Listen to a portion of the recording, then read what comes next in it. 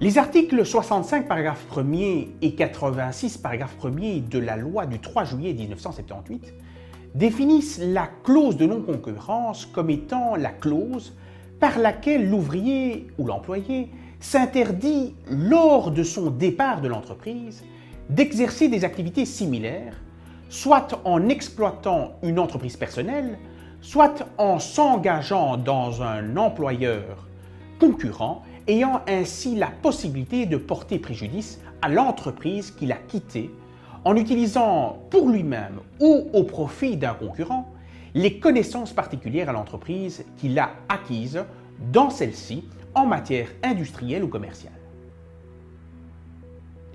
L'insertion dans un contrat de travail d'une telle clause a donc pour effet de limiter la liberté de travail du travailleur après la cessation du contrat de travail, et ce afin d'éviter qu'il ne fasse concurrence à son ancien employeur.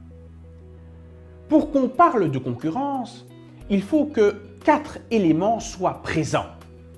Le travailleur doit exercer des activités similaires, il doit l'exercer pour son compte propre ou auprès d'une entreprise concurrente, le travailleur doit porter préjudice à l'entreprise qu'il a quittée, et enfin, il doit avoir acquis des connaissances particulières à l'entreprise qu'il a quittée en matière industrielle ou commerciale. Étant donné que cette clause restreint le principe de la libre concurrence, elle est d'interprétation restrictive et est strictement réglementée. En effet, la loi du 3 juillet 1978 exige à peine de nullité que la clause de non-concurrence soit constatée par un écrit lequel doit déterminer les conditions d'application de la clause. Toutefois, il n'est pas requis que la clause soit constatée avant l'entrée en fonction du travailleur. Elle peut donc être conclue pendant l'exécution du contrat de travail ou au moment de la rupture du contrat. Par ailleurs, l'écrit doit être individuel de sorte que la clause de non-concurrence insérée dans le règlement de travail ou dans une convention collective de travail n'est pas opposable au travailleur. Il est important de préciser qu'une clause de non-concurrence ne peut être prévue dans le contrat de travail que pour un travailleur dont la rémunération annuelle atteint un certain seuil déterminé par la loi.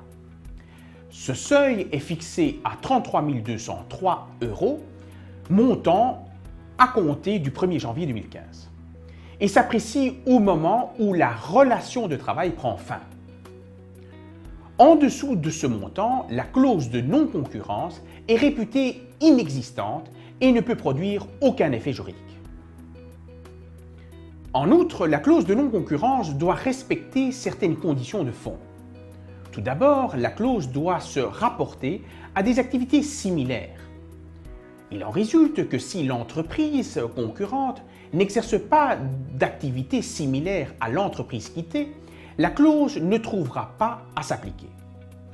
Deuxièmement, la clause doit être géographiquement limitée au lieu où l'employé ou l'ouvrier peut faire une concurrence réelle à l'employeur, en considérant la nature de l'entreprise et son rayon d'action. Elle ne peut en aucun cas s'étendre au-delà du territoire national. Troisièmement, la clause ne peut pas excéder 12 mois à compter du jour où les relations de travail ont pris fin. Enfin, la clause doit prévoir le paiement d'une indemnité compensatoire unique et forfaitaire par l'ex-employeur s'il décide de ne pas renoncer dans les 15 jours de la cessation du contrat de travail à l'application effective de la clause de non-concurrence. En toute hypothèse, une clause de non-concurrence ne pourra pas produire ses effets lorsque la rupture du contrat de travail intervient durant les 6 premiers mois et en cas de démission du travailleur pour faute grave de l'employeur.